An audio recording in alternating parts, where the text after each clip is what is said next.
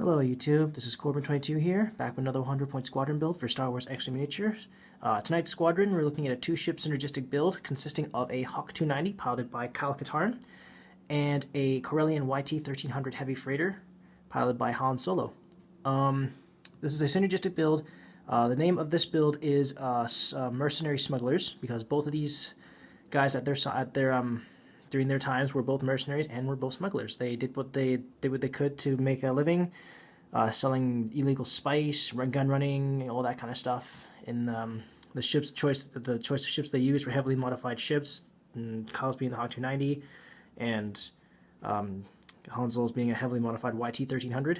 And the idea is one is the heavy hitter, the other guy is more for support, supplying extra tokens for the Falcon whenever it needs it.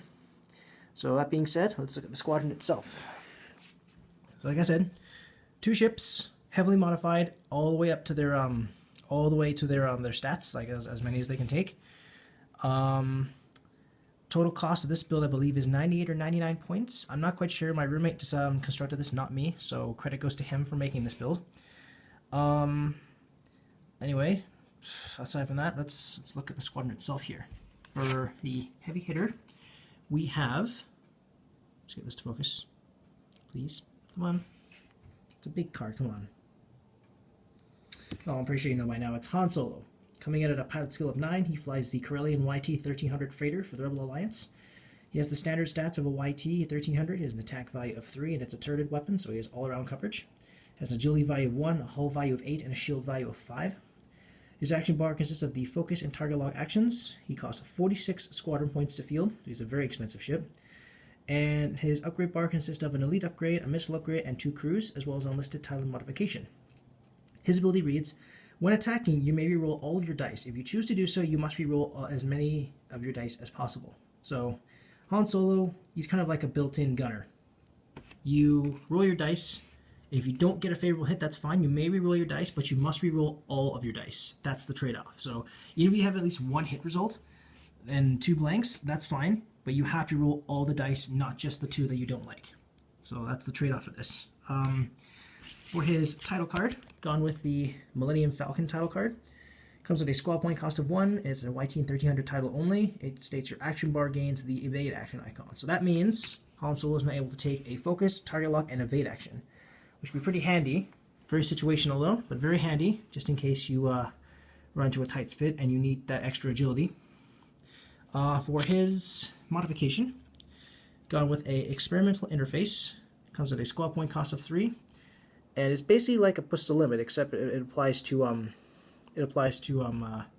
upgrades with the action header on them. It states, once per round, after you perform an action, you may perform 1 free action from an equipped upgrade card with the action header icon, then receive a stress token. So basically, this costs about the same as Push the Limit. Only difference is that Push the Limit is an elite pilot talent, and Experimental Interface is a modification. But it behaves the same way. You get an action, and then you can take any of your other upgrade card that has the action header icon on it, and then you receive a stress token. Pretty simple. For his elite pilot talent, I've chosen Cool Hand. Cool Hand it came with the I believe it came with the T70 expansions.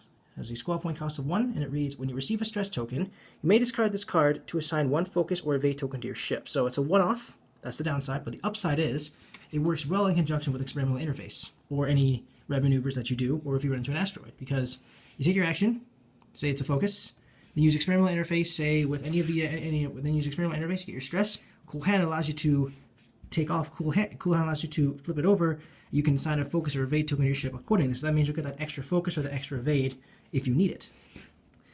For his missile, chosen a homing missile. Comes in at a squad point cost of 5. Has an attack value 4. Can be used at range 2 to 3. It states, discard this card to perform this attack. The offender cannot spend evade tokens during its attack. So this is very useful against ships with the evade action icon, with the evade actions, because this makes so that even if they have evade tokens, they can't use them. Homing missiles have a better chance of striking your opponent than any other missile in the game. For his first crew slot, this goes with his experimental interface.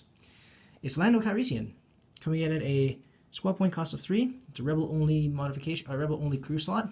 It states action. Roll 2 defense dice. For each focus result, assign a focus token to your ship. For each evade result, assign 1 evade token to your ship. So Lando Calrissian is the epitome of a heavy gambler. You're basically relying on luck with this guy. Which is why this fits well with experimental interface. Han Solo takes his action, focus, target lock, or evade, which is fine. And then you use experimental interface to do a Lando Calrissian, roll your defense dice. Let me get my defense dice to prove an example. Roll your defense dice. See, say he had taken a focus action. That evade action, he would take an evade token and add it to his ship because of Lando Calrissian. Of course, you get a stress, but the YT-1300 has I think it has like maybe 4 view maneuvers. So, added the fact that it has lots of, it can fire all around it. It's really of no abusing the hell out of experimental interface is really no consequence because you have all around coverage with the Falcon. And finally, for his last crew slot, we have Dash Rendar. Coming in at a squad point cost of 2, it's a rebel-only crew slot, and it reads, you may perform attacks while overlapping an obstacle. Your attacks cannot be obstructed. So, Dash Rendar, the ship card, allows you to ignore obstacles during the activation phase. Dash Rendar, the upgrade card, allows you to perform attacks even while you're overlapping a asteroid. And attacks cannot be obstructed. So, if you're behind an asteroid, and then you shoot an enemy who is also behind that asteroid, your attack is not counted as an obstructed attack because of Dash Rendar. Also, if perchance you happen to land on that asteroid, you may not be able to perform actions, but you can still attack because of Dash Rendar. So this gives Han a little more leeway when he's maneuvering through an asteroid or a debris field. Let's move on to his support ship. Here we have Kyle Katarn, coming in at a pilot skill of 6. He flies the Hawk 290 for the Rebel Alliance. He has the standard stats of a Hawk 290. He has an attack value of 1, agility value of 2, a hull value of 4, and a shield value of 1. His action bar consists of the focus and target lock actions. He costs 21 points to field. His upgrade bar consists of an elite upgrade, a turret upgrade, a crew slot, as well as an unlisted tile modification. Kyle's ability reads, at the start of the combat phase, you may assign one of your focus tokens to another friendly ship at range 1 to 3. So Kyle Katarn, he's there for support. That's pretty much all he's there for. His attack is fucking terrible. Sorry, excuse my language. His attack is terrible.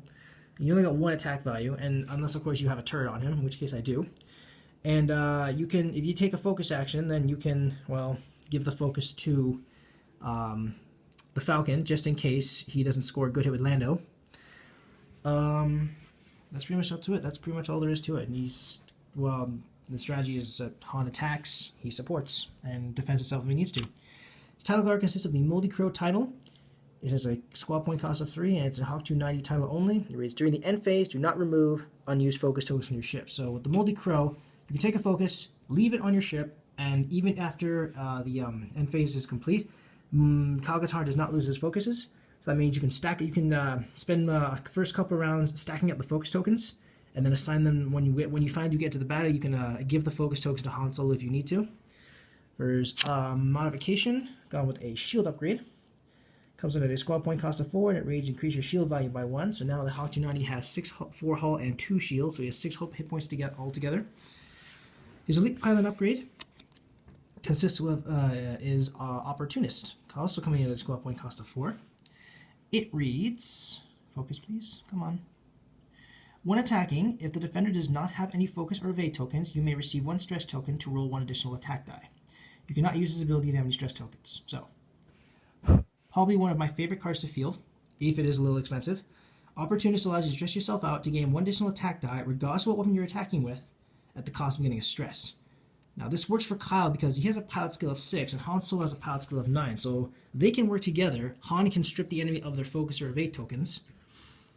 And then Kyle can swoop in with Opportunist, stress himself out, and add that extra attack dice he needs for his weapon, and hopefully deal another crippling or a finishing blow. For his turrets, gone with a blaster turret, coming in at a squad point cost of 4. It has an attack value of 3, can be used at range 1 to 2. It reads, spend 1 focus token to perform this attack against 1 ship, even outside your firing arc. So, blaster turret, you spend a focus to use it. Has an attack value of 3, range 1 to 2, and it pretty much straightforward. It's all-around coverage for. It gives Kyle Katarn that extra bite that he needs, which helps because you need the focus token to use it, and Moldy Crow allows you to stack those focus tokens. So You can support yourself, but you can also support Han Solo if you need to. Finally, for his crew, we've gone with Jan Ors, coming in at a squad point cost of 2. He's a rebel-only crew slot, and she reads, once per round, when an unfriendly ship at range 1 to 3 performs a focus action or would be assigned a focus token, you may change that. You may assign that ship an evade token instead. So, again, this is where Kyle Katarn helps when Lando Calrissian fails. He takes his focus, experimental interface. He uses Lando Calrissian, say he gets a bad result, that's fine. Kyle Katarn, who's got maybe a few focus tokens on hand, start of the combat phase, assigns a focus token to Han, but you can also opt to assign a evade token. You can also instead opt to assign an evade token instead to Han because of Jan Ors, again, giving him an extra boost in agility. So yeah, this is how it works. I will return in a second to display, well, to show you exactly how it works. Okay, the shits are in place. We have, for this scenario, all the shits have made their moves and taken their actions. Kyle Katarn here has a few focus tokens that he stacked along the way. Boba Fett here has taken an evade action, and Millennium Falcon has also taken an evade action thanks to the Millennium Falcon title card. The Falcon gets to shoot first. He's going to attack at range 1. I believe that's range 1. Yeah, it's at range 1. So he's going to get 4 dice. Boba Fett has 2 dice. Oh no, 3 dice. No, he's also opted to use countermeasures. So he's got 3 dice. Falcon's got 4 dice. So here we go. We have here 3 hits and a focus. So just these that we're going to be wearing with. Oops, sorry. Boba Fett's roll. And look at that, he gets 3 evades. So yeah, his attack misses. So let's just say for this scenario that was a blank. He's going to opt to spend his evade, and that'll cancel out the shot. That'll cancel out Han's shot. And it'll be Boba Fett's turn to strike. He's going to fire back at range 1 against the Falcon. So it's going to be 4 dice because Boba Fett's attack, and then it's 1 evade and 1 evade. And at the start, I forgot to say at the start of the combat phase, he's going to opt to assign a focus. This guy here is going to opt to assign a focus to Han Solo. So Han Solo's got a focus and an evade action to go for him. Right, so it's going to be 4 dice, and we have 3 hits. So Han's going to be suffering a little bit of damage. She has an evade. He's going to opt to spend his evade action. And then, yeah, so he's going to take a shield damage. That's fine. And now it's Kyle Katarn's turn to attack. Kyle Katarn is going to spend one of his focuses. He's also going to stress himself out with Opportunist. And he's going to attack with his blaster turret. So, 4 attack dice because of Opportunist. And we have a critical. So that's all I've got going for him right now. No target lock or anything to evade with that, so... And Boba Fett clears it. 2 evade results. Boba's safe. So that's roughly how the build works. That's how the Mercenary Smugglers build works. Let me know what you guys think in the comments below. Any constructive criticism is greatly appreciated. If you like, you may use this build for any competitive or casual play, or you can tweak it or revamp it to your own specifications. Thank you guys so much for watching. This is Corbin22, signing off.